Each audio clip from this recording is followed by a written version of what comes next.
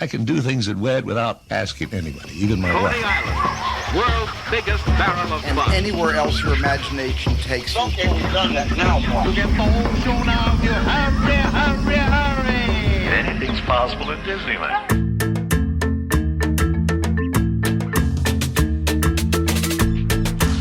Welcome aboard the Themed Attraction Podcast, where we take you for a ride through the wonderful world of theme park design, that is.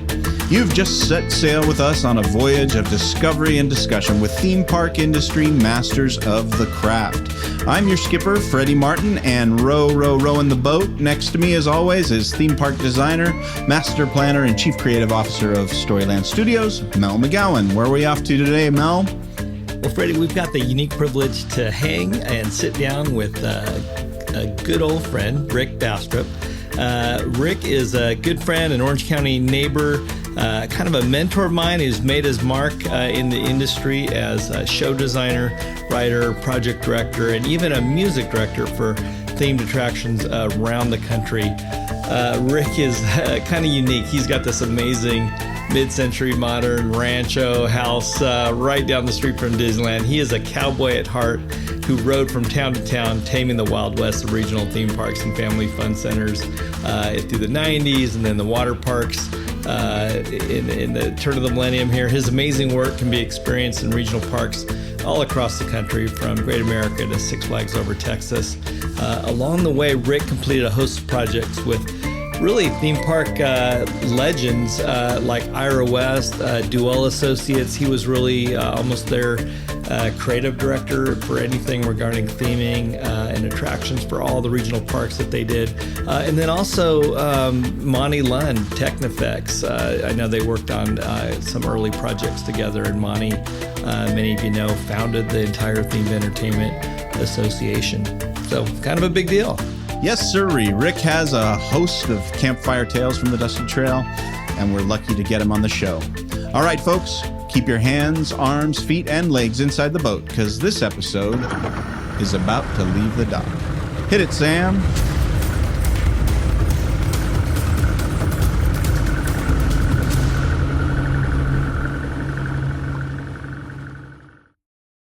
Well, Mel, you and I can relate to this. Rick Bastrup got his start in this stuff by working as a security guard at Disneyland Hotel a long time ago, and he saw the backstage. He saw what it took to put these things together, and then decided to go out and blaze a trail on his own. So where do you think that impulse comes from? I mean, who does that? There was a unique time, and this is kind of weird for me because I actually got my start at the Disneyland Hotel. I don't know if we've ever even talked about this, but while I was still in college, still in film school, my first job was a front desk clerk at the Disneyland Hotel. Wow. And, can you get me an upgrade?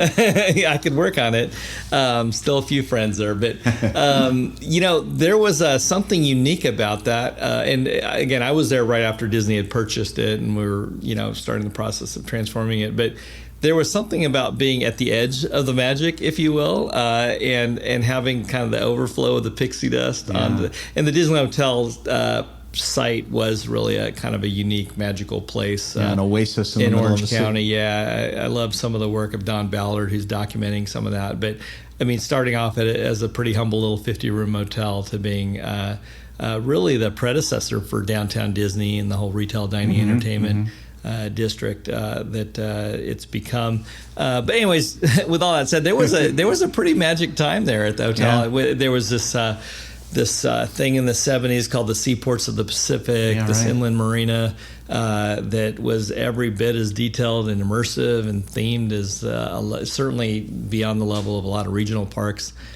today. And again, it was just a unique extension of Walt's Magic Kingdom. But again, the fact that it was owned by a private business owner, and bottom line, you could get away with doing a lot of things, a lot of design on a dime, a lot of creativity. And I think between that and his background with Knott's Berry Farm, just seeing that, hey, there's a way to get stuff done without the layers of bureaucracy and management and decision making. And again, it was still very much an entrepreneurial time and setting for him back in that era, as it still was for me when I started there. Yeah, I think people who get close enough to it, it either burns them out or it gives them a desire to create it on their own. And Rick's a great example of that. As we're going to hear how he took his own love for the Wild Wild West, his own proximity to the Disney parks and Knott's Berry Farm, and turned it into a massive career, adding that sort of same elements to parks around the country. It's pretty cool. How do you know him? How have you connected with Rick over the years? Boy, I've known him for so long that it's almost like scratching the old memory banks to try to remember where we first met. But he's definitely one of those kind of almost like Wild West characters, and I just love the fact that he is kind of immortalized in at least one of his rides. That's He's right. got There's an animatronic sheriff version of him somewhere.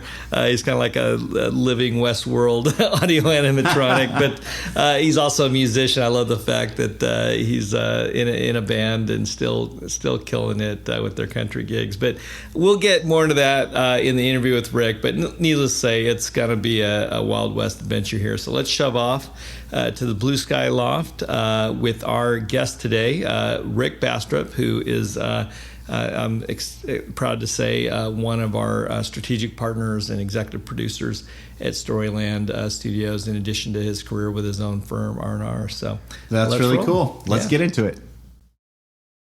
Rick, it's so good to have you here for the recording. Just excited to meet you again and learn from you. I know this has been a long-time relationship between you and Mel, so just like to start off just hearing a little bit about that history. Well, I am bummed that we're not at your ranch house. I mean, you got probably the best Western mid-century ranch house that I've ever been to. But yeah, I remember the first time you invited me over, and since then been, kind of a guru and a mentor of mine, and really appreciated the introduction to another special friend of both of ours, Ira West, who I was humbled and honored to get to record an interview with before he passed away. But how did you first meet Ira? And if you could introduce our audience a little bit that hasn't heard of Randall Duell and Associates and Ira, maybe just a quick intro to them, and then how you guys started collaborating. Well, when we started R&R Designs, nobody told us we couldn't just go out and talk to everybody, so we did. This is back in the 80s, and we started making appointments to go out to Six Flags and Duel and Knott's Berry Farm and so forth, and introduced ourselves. We were building some scale models, and we had some ideas, our design and so forth, as we were creating the company. But one of the fortunate things we did was to go up to Duel Corporation. And, of course, we knew them as legendary designers of all the original Six Flag parks and Opryland and the Marriotts and so forth. So, and just in case our listeners didn't get the memo, this company, Duell, literally designed virtually every non-Disney theme park in the world for about 20 years through the 60s and 70s, including the original Universal Studios, Hollywood kind of Hilltop. But I mean, the amount of just pure prolific number of parks that you guys collaborate on is insane. Yeah, and of course we knew that history. We were big history buffs about parks. In fact, when we first started, we went out all across the United States and visited dozens of parks, Opryland and all of that, getting a little bit more as to what was going on beyond just Southern California. But we met Ira, who was just a wonderful guy and turned out eventually to be really my best friend in the business for so many years. And they brought us in. We started doing some small projects and so forth, and that accelerated into we did really a lot of their thematic stuff, wherever they wanted something with animatronics or really thematic type stories and dark rides and that. They'd come to us because that's what we really enjoyed doing, we specialized in. From that accelerated into doing the MGM theme park in Las Vegas together, all the big rides there, and projects in Guilin, China, and Shenzhen, China, South Korea. So that was a great opportunity for us to work with some great people, and we had a great synergy together. Well, I've actually gotten to experience a few of those projects that are still rolling. Any favorites of those collaborations over the years?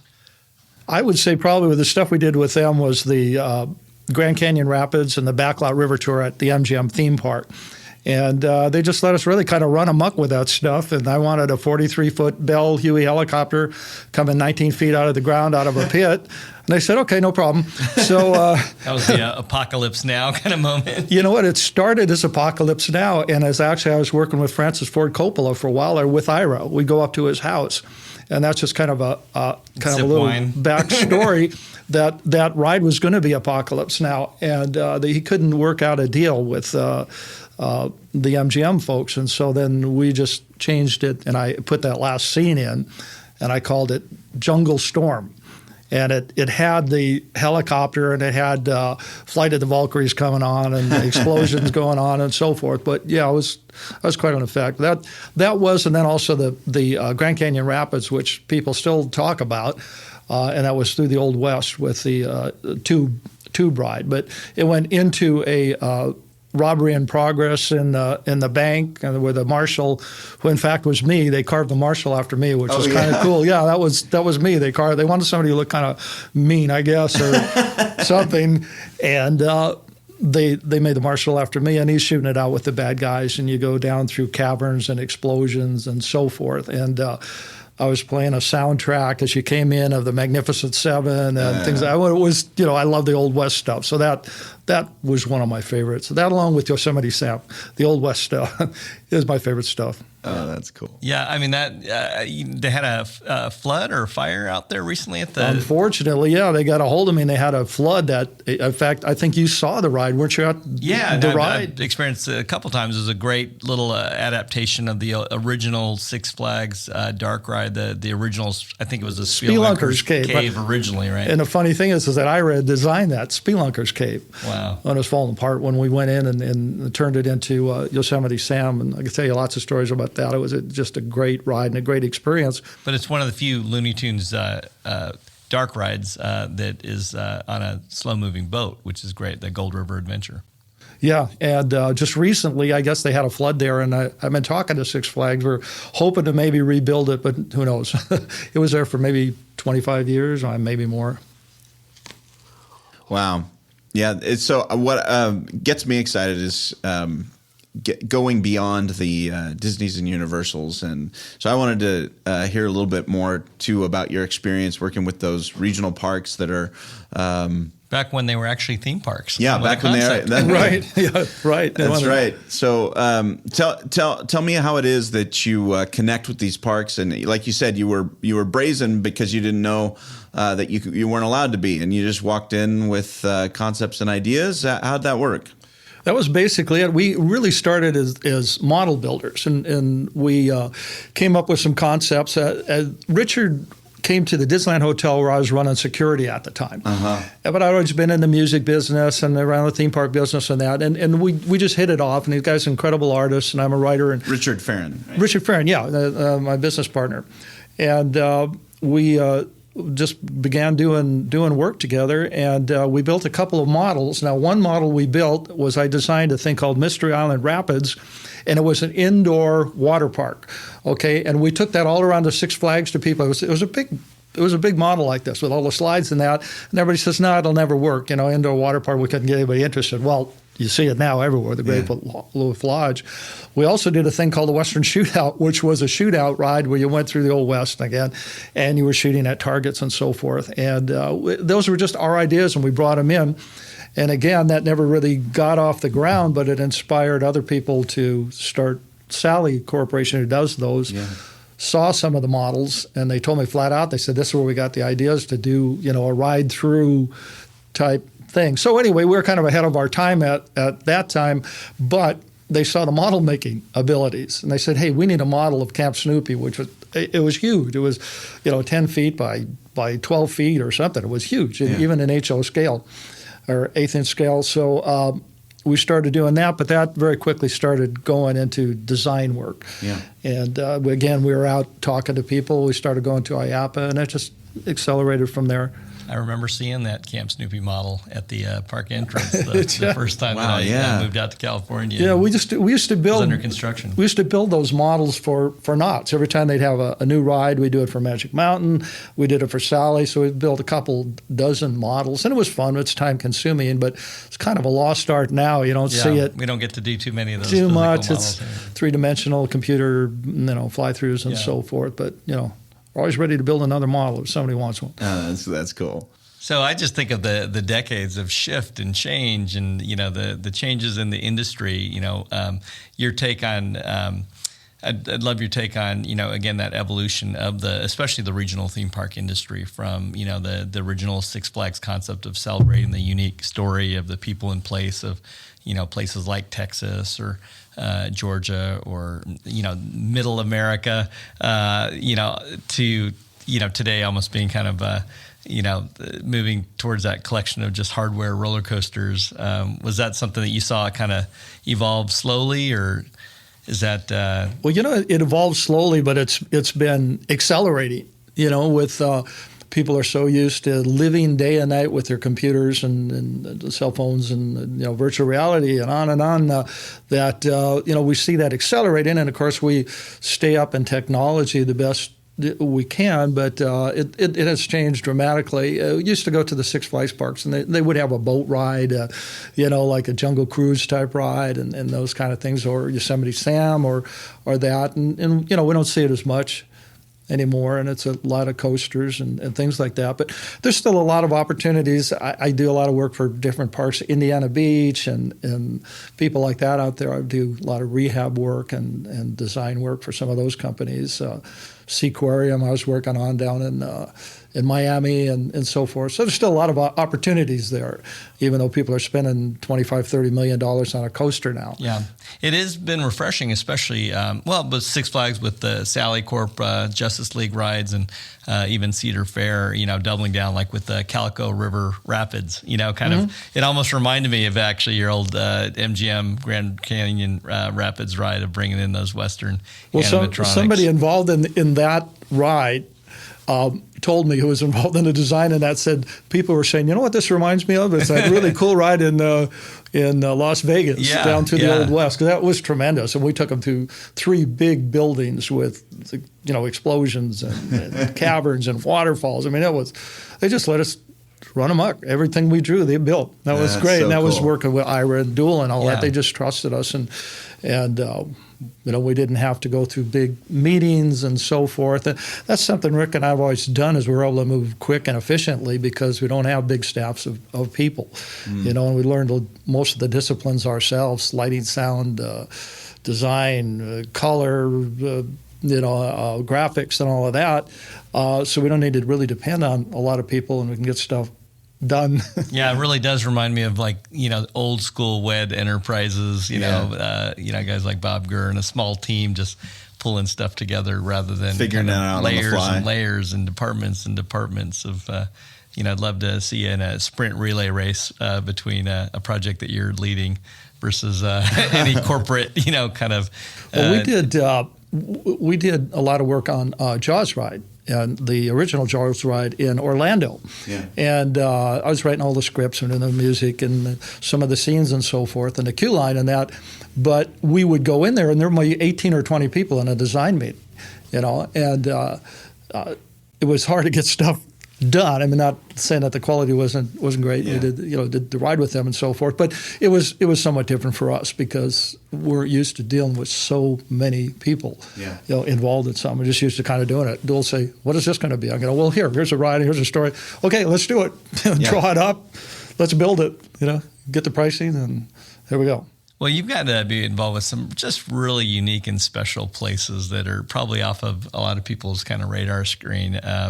My family had a magical summer vacation actually in Santa Cruz one year, which, I first got exposed to, with the classic 80s teen horror movie, Lost Boys, but tell us about some of the work that you've done with some of these independent places like Santa Cruz Beach and Boardwalk. And well, Santa Cruz is one of my favorite. We've done a lot of stuff there. We did the Cave Train Adventure, which we did a dark ride there, and then we did the Haunted Castle ride for them. But my favorite thing there is the Neptune's Kingdom, which we went out there and they had the 1904, I think it was, plunge building, this big, huge, open plunge beautiful building. bathhouse, yeah. And they said, well, what are we going to do? Should we pull some of this out or do that? I said, are you kidding me? I mean, they got all that Jules Verne. You couldn't afford to build that architecture. Stuff. No, you couldn't. So basically, we came up with Neptune's Kingdom, which was a combination of the Buccaneer Bay Miniature Golf and the Smuggler's Arcade and so forth. And I put an elevator inside the lighthouse inside there and so forth. So that was a fun project. And occasionally we go up, they keep it up really great, and we've added more animated characters and so forth. The golf course there, Buccaneer Bay Miniature Golf, it's a story. It's the stories you go through. You meet a guy in the dungeon, he's telling you about the treasure. You go up on the gun deck, and you finally find the treasure at the end. So the whole thing is a quest going through. And we've added characters and animation and so forth to it. There's cannons firing and music playing from old pirate movies, and it was just great. So that's one of my favorite places. We've done so much work there over the years, and we've worked on the East Coast at Mariner's Landing, things like that. So it's kind of been all over, but I really enjoy working a lot with the smaller mid-range people. Yeah. It's definitely a more personal, relational level over a lot of years, and that those have kind of a different type of paycheck rather than just working through corporate purchasing departments and so on and so forth. So my wife and I were talking the other day about Raging Waters, and that to her is her home park. So talk to me about what you did there, and then that'll transition us into water park stuff, because I'm really interested in that as well. At that period of time, when Raging Waters came along, there really wasn't any water parks other than the Wet and Wild they're building or had just built in Florida. So they wanted to build a water park up there at Benelli Park.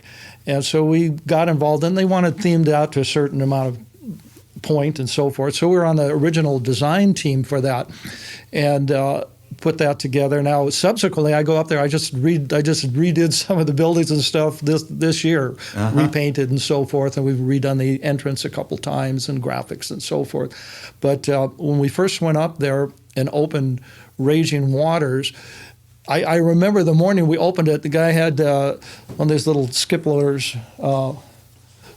I'm sorry, I didn't mean to hit the table. The Bobcat, had a Bobcat, and he was picking up a big pile of dirt out of the main walkway down as people were coming down. He was putting it out. I mean, it was that down to the wire. But it was so unusual that, and I actually have a tape of this, Ripley's Believe It or Not came out, with pallets, jack pallets, believe it or not.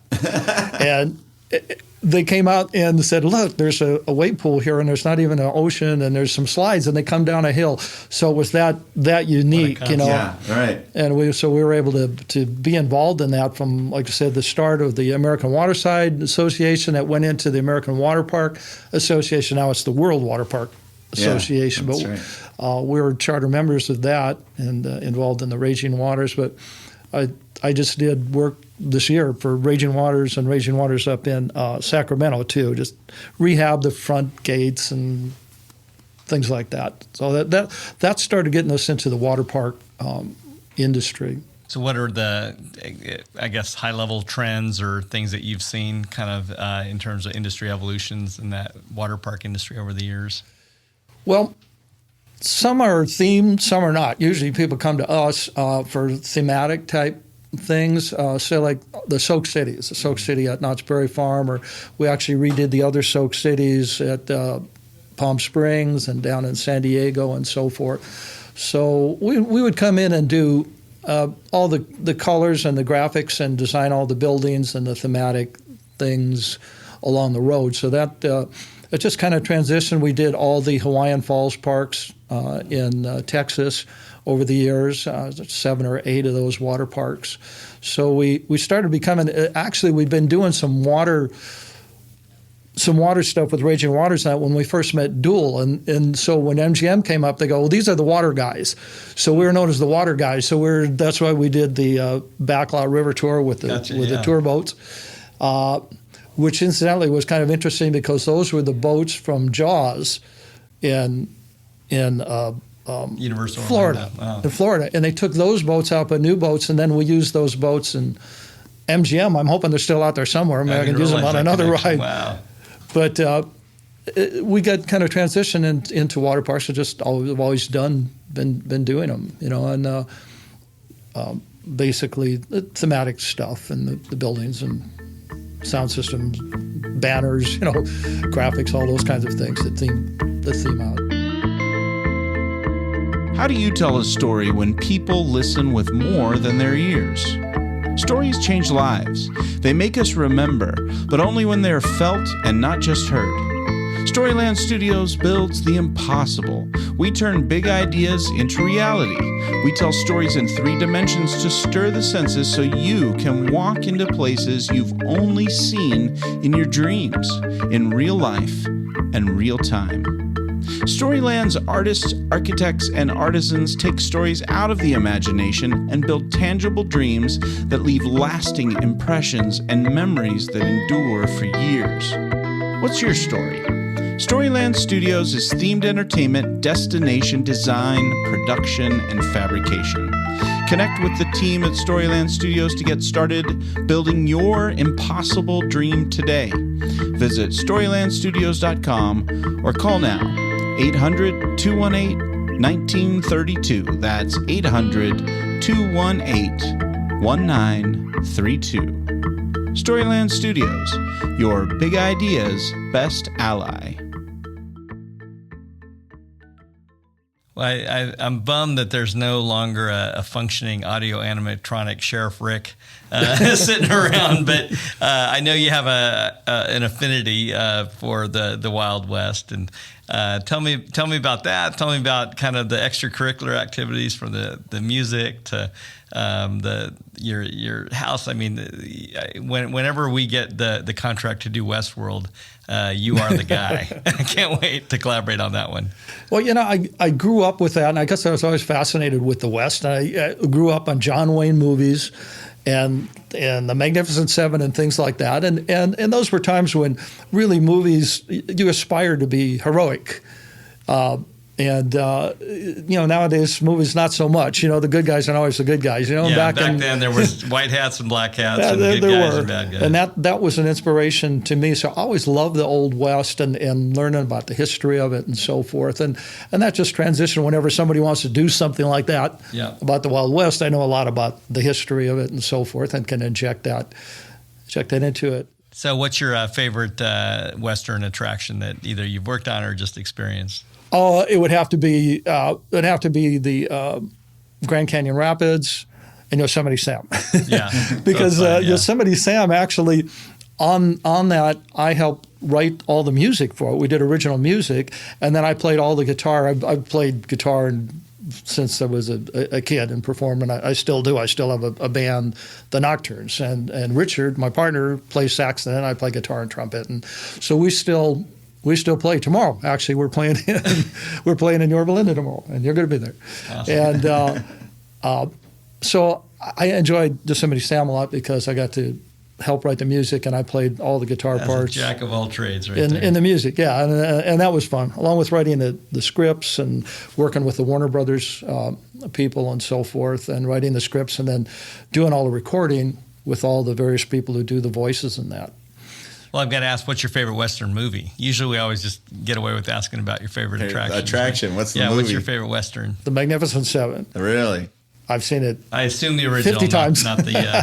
That, Big Jake, and Rio Bravo. Yeah. And Tombstone. You gotta have Tombstone in there. We just took the kids to Tombstone for spring break. Oh, did you? The real Tombstone. The real Tombstone. I've been there. Yeah. Tell me what you think about Silverado. That's actually my favorite. Oh, Silverado. Silverado was great. That's fantastic. That's up in there too. Yeah. Not quite as good as Tombstone. No, not quite as good as Tombstone. But that was a great I'm movie your too. Huckleberry. Yeah. That's great. Well, how about your favorite? You guys have been around the world. You've just your favorite park in general that you've had a chance to experience. I think about it. I've been, to Tivoli and those kind of things, Yeah. and seen that, and ridden the coaster with the guy running the brake. I'm sure you've seen that, brake. and so forth. probably my favorite park of all time was Pacific Ocean Park. Yeah. No kidding. I loved that park. When I was a kid, it inspired me. And I like Disneyland. I love Knott's Berry Farm. I get pictures of me in the train there when I was 10 years old and so forth. But Pacific Ocean Park was always my favorite. There was some aura of excitement there on the ocean. And for the amount of intentionality and design that was put into it and for the short-lived duration of it, it's one that I wish I could have experienced. For anyone that hasn't heard of Chris Merritt's coffee table book, can't recommend it enough. That was just I've got it. In fact, I'm quoted in it a few times. Yeah, he interviewed me for it because I had gone out there and and it inspired me on some of the stuff that I saw or that I designed along the road. That's I mean, it was just the perfect googie mid-century modern Jetsonian kind of theme park on the water, and it had the best elements of this tiki culture that's kind of getting revived with that kind of space age fun googie architecture. Well, it had a number of dark rides in that, and that's what I always loved. I mean, literally along the way, I'm trying to turn everything into a dark ride. A riverboat ride, it goes through a building. It's got to be a dark ride. So. That's what we're always doing. It's kind of like my projects are between dark rides, whenever we do that. Because it's fun. You can tell a complete story and you control everything, the environment. Well, how far have you been able to take that with some of the water park, slide rides in terms of integrating some of those layers of story beyond just the graphics and signage? The people at Highland Hills Water World, if you're acquainted with Voyage to the Center of the Earth, our ride up there, it's still the most popular ride in the park, and it's like 25 years ago we did that. It's amazing. We were working on that at the same time. That was opening in July, and MGM, where we had like 3 attractions we were doing there, including the Deep Earth Exploration, that was opening in November. So I was flying back and forth between those. But Highland Hills, we'd done one called Lost River of the Pharaohs, and that won the Innovation Award at the World Water Park Association. And that was a dark ride. You go through the Pharaoh's Kingdom and into a volcano and all kinds of stuff. Well, from there, then we did Voyage to the Center of the Earth, which is a 1/4-mile long inside dark ride in a tube ride with a big T-Rex and dinosaurs and Elasmosaurus that comes out at you and comes over your head and all of that. And that ride is still, both of those at Highland Hills are still cooking there. We just won the Golden Ticket Awards, if you're acquainted with Amusement Today. And we won the Golden Ticket Award for that ride a couple years ago because it's so popular after 25 years. We're always trying to convince people to do a dark ride somewhere, something. But Highland Hills was great. We had a lot of fun doing those. And we still, in fact, I just this year put in some special effects and illusions and that into the Pharaoh's ride for them. Nice. Yeah, I've kind of been bummed to not see that go further with even some of the state of the art water parks out there, because it's just such another layer of experience beyond just the initial thrill. And and the kids love it. Like I said, that's still the most popular ride. Actually, those 2 rides we won the Innovation Award in World Water Park for both of them. And we thought at that time, boy, we're on the road. We're going to be building a dozen of these all every year at parks because we were so excited but it just that portion did not pan out. We're still open to. What do you think the reason for that is? Is it maintenance? Is it it's expensive? Or it's expensive. You have to go through buildings. You have to build a building, just like a dark ride to go through, and it's just the capacity and maintenance. ROI. Well, the capacity doesn't change because it's still a river ride. Mm-hmm. It slows down, speeds up, as it goes through, but part of it is at this point in time budget and money. Mm-hmm. So what's your either the one that got away or your bucket list attraction that if someone gave you a blank check that without giving away free IP? You know what? And this probably goes back to my Pacific Ocean Park days, but I always wanted to do a simulated underwater ride. I've got all these gags and in sets and things. Actually, we designed an underwater walkthrough once with Duel for Trump at Trump Tower, and Duel went in and Ira actually presented it to him, and it was a walkthrough. We went through under the sea and that, and it never happened. They were going to do it up in what I'm trying to say, Atlantic City, yeah, right. Trying to say Kansas City, it's Atlantic City. So for I can see Atlanta City, the ride. It's close. So for Santa Cruz, they wanted to redo the cave train adventure, which I'd seen, and it was like this falling apart type thing with the old cavemen and so forth. And they wanted to do something with that. So I put together and wrote a story of the undersea train. And it actually became like a submarine. It looked like a submarine with the windows open. But as you went through, it was all simulated with lights and so forth, and just sharks and funny things. And I just was having a great time. So we presented it to them, and they loved it. And I brought up the lights, and we were putting the lights on the wall and that. And a couple of weeks later, they got a hold of me and said, you know what? The people in the community here, which is very important to them, said they want the cave train. They don't want anything else. They want outer space. They don't want underwater. And they listen. It had become a classic. They listened to their clientele. So therefore, went in, I rewrote all the stories for the cave train and actually utilized 8 or 10 of the old characters. They're in the scene, which is the dance scene, and used them. And all the other characters were new. And Garner Holt did that for us. And we rehabbed some of the characters. And that's what's there now is a complete remake of the cave train. And at the end, it ends up in the ice caverns and so forth. Yeah.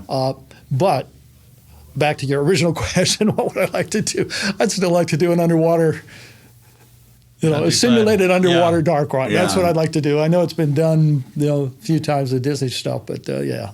Well, I got to say the cave train is pretty not just quirky, but really cool in terms of that local flavor. And I don't even know the origins of the cavemen. Did they start on the Sky Ride, or where was it out of that original dark ride? It was out of the original dark ride, and I couldn't even give you the year of it, but I know long before I started my business, I went up there to see Santa Cruz for the first time because I was kind of a park enthusiast and wanted to see the parks and that, and rode the cave train, and it was really funky and that, but yet it was still cool. Still true. I enjoyed it. I had no idea that 10 years later, 12 years later, whatever, I'd be redoing the whole thing and taking all the characters out and relighting it. What's interesting about that is the whole thing is a painted dark light. Everything in it is UV, and versus just when you look at it, it looks like it's painted and lit. It's that good the way the guy painted it. The guy who was working on it with us. So that's still going, still going strong up there. Speaking of cave trains, I one of my favorite parks, sort of growing up here in Southern California, is Knott's Berry Farm, and so therefore I'm a fan of Bud Hurlbut and his great work. And I know that you had an opportunity to work with him along the way. And tell me about some of those projects at Knott's and those other things you got to do with some of those classic gents in the business. I met Bud when I was working at Knott's Berry Farm. I was working in operations and security, and I was building my business at the same time. But I got to meet Bud, and I'd go out and hang out at his shop there where he built the trains and so forth. Yep. And so subsequently, when he left there, sold the log ride and the cave or the Calco mine, right? And moved out and built Castle Park. Then we would go out to Castle Park, and we designed the circus building there for him, and we did theming for a number of the rides here. In fact, I just was doing some theming for Palace up there. So that's how we got to know Bud. But more than anything, we'd go up and just sit and talk. You know, it was great. I was fortunate to know Dave Bradley, who had Beverly Park that Walt would come to, and hear all those stories and work with him, Ira West and that. So we were very fortunate at the start to get to know these people. I guess they just liked our enthusiasm. Yeah, that's cool. In whatever talent we were showing at the time, and they loved the enthusiasm and just start cutting us loose. So, we ended up doing projects directly with Bradley and Kay, Dave Hurlbut, and so forth. But do you think that's possible these days? I mean, so this back in the 80s, you're walking in the door of these theme parks with enthusiasm, and that won the day. Do you think that's possible these days? Obviously, you're still doing business, so it does to some degree. But how about young, not just operators, young folks who are trying to get into the industry and provide a service like that? I have to be honest, is that it's a lot tougher now than it was back then. You couldn't just call Knott's Berry Farm right now and say, hey, listen, I've got some models and some ideas I'd like to show you. And then they give you a corporate number, or a website or something else to go to. So we were very fortunate in our enthusiasm and our talent and so forth to be in the right place at the right time, where we could just walk into Kings Island. Kings Island, we did Phantom Theater and Adventure Express there. And Adventure Express was the last Aero coaster, I believe. And so we got to work with, I got to know the people from Aero, and I can't think of the gentleman's name now, the president, but he became a friend of ours. And we were just fortunate at that time to be able to do that. Nowadays, it would be a lot tougher, and you need to get affiliated with somebody in this business. I don't think you could get out and knock on doors too much anymore. You can certainly try. Yeah. And I make a point of anybody who gets a hold of me to give them as much information as I can and send them stuff about. I've got some kids now that were at the last TEA thing, and I'm sending them information, and back and forth. I'm going to do a little recording with them on stuff. So I try to help people out the best I can. I refer them to IAPA and Amusement Today magazine. I tell them, this is what you need to do. Learn, and make contacts with people. So it's possible, but not like we had it. Well, that's why we appreciate you giving us your time too. This is great to sit and learn with you and dig in. I know our audience appreciates it. Absolutely. We like to say we didn't have any rules on us necessarily, other than just the rules of doing things right. But nobody said that we couldn't. Let's say Yosemite Sam. We did that. Again, I'll go back to that. It's one of my favorite rides. But I'll tell you a brief story on that. Is when it opened, I was standing on the dock and watching, and the boats were going by.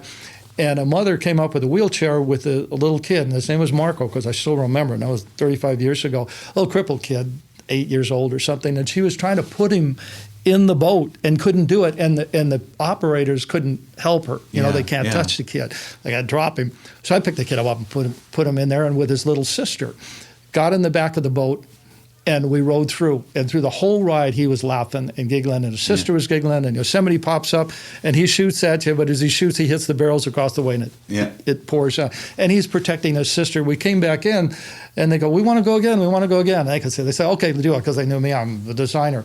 So we rode through like 3 times. We get out, I pick the kid up, put him in the wheelchair, and mother goes, well, who are you? And I said, well, I designed this ride, So they were pretty excited about it. And I always think of that kid, but I always remember what I felt at that time, and I felt this is as good as it gets. I felt that it was like a euphoric type of a feeling, like an epiphany in essence. And I realized that all the hard work and all the all-night long sessions and trying to get things right that didn't work and so forth, all became real to me because I saw what that effect was. And through all the years, through all the projects I've done, and in fact, I've had tremendous experience, and I love to watch people doing stuff because they don't know who I am, and I did see the joy in them. But in essence, that was as good as it gets. Yeah, it really is. I've had a lot of great experiences, but I've never had anything better than that when I realized I really belonged in this industry and what it really means to people, meant to people. That is unique, especially when you have the experience of being on stage as a musician like you will tomorrow night. And, kind of being a rock star is always cool, but hey, that doesn't compare to seeing the reaction of that kid, meeting his favorite characters in real space and real time. So thanks so much. Well, I love that. And that's a great way to close. I mean, we just think about what the reason why people spend their lives being creative and pouring into this industry and building places that families can go is so that that opportunity, like that kid Marco, could enjoy the time with his sister and really take that memory through life. And it's folks like you and all of our other guests that are providing that. So we really appreciate you and your career. Oh, I appreciate you guys bringing me on. I love talking to you. Yeah. Well, we'd love to have you on again. I hope that's open for you. Absolutely. Anytime. All right. Well, thanks for joining us, and we'll see you next time. Okay. Oh, man. It is fun to think that Rick has had a touch in so many things. I mean, I'm a little bit bummed out that I never got to see his Yosemite Sam thing, because it really is an extension of his personality. You know, this guy with a big mustache who is out there trying to wrangle the fun. And that seems like a little bit of who Rick Bastrup is. He's a personalization of Yosemite Sam. Seems like a fun guy. It does blow me away that you have to go all the way to Abu Dhabi to step into a dark ride version of the Looney Tunes. That's really strange. Six Flags having the IP and Universal trying to do something with the IP here in the U.S. But regardless, what a unique chapter in theme park history that Rick is. It reminds me of one of my first podcast experiences when I was on the season pass, and I just had the amazing joy and privilege of being able to interview Ira West, who was really the president of Duell Associates, really the firm. I mean, the only firm besides Disney Imagineering, and the only guys that were doing it for non-Disney parks, from Universal to Six Flags to Opryland to you name it, and to be able to interview Ira before he passed away and to kind of capture this chapter and this legacy, and now I think I remember. I think Ira was the connection between Rick and I, and so. Yeah, again, so great to be able to capture that. And again, we're loving the collaborations. I mean, again, Rick represents an era where you just got stuff. I mean, it really does harken back to the old Wed Imagineering days of Bob Gurr just having Walt giving him some impossible task, and him just can do. We'll figure it out. And anyway, so it really is on the one hand a throwback, but what a great chapter to document. Yeah, and I think for our listeners, if they want to check out sort of an appendix to this, that interview with Ira and you is really, really fantastic on the Season Pass podcast. Just check it out, and we are just thrilled to kind of dig in with those kinds of folks who have made their mark in the themed entertainment industry. Really, really fun. Well, this looks like a good time to turn the boat around and head off into the sunset, Mel. Until next time, thanks.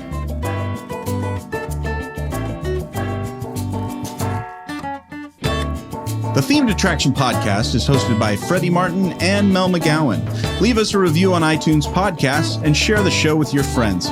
We really do appreciate it. We know there are a lot of podcasts to listen to, and we just are so honored that you've chosen to listen to ours. We want to thank our guest, Rick Bastrup. You can learn more about Rick and his portfolio at rnrdesign.com. Get access to more stories and interviews at themedattraction.com, an insider's look at theme park design by theme park designers. Follow the action on Instagram and Twitter at Themed Attraction. Connect with Mel by email via mel@storylandstudios.com, or follow him on Twitter at Mel McGowan and Instagram at Visioneer. You can find me at freddymartin.net and follow my adventures at SkipperFreddy on Instagram and Twitter. Our theme music was composed by Rob Watson. Other music provided by The Lost Dogs. This episode was designed and produced by the one and only Dr. Barry Hill. Find him at barryrhill.com. You know, Mel, Barry works so hard behind the scenes to keep this podcast ship shape. He even vacuums the boat cushions between every episode. I asked him the other day, how's that new bagless vacuum working for you? His answer? It sucks. Thanks for listening, folks.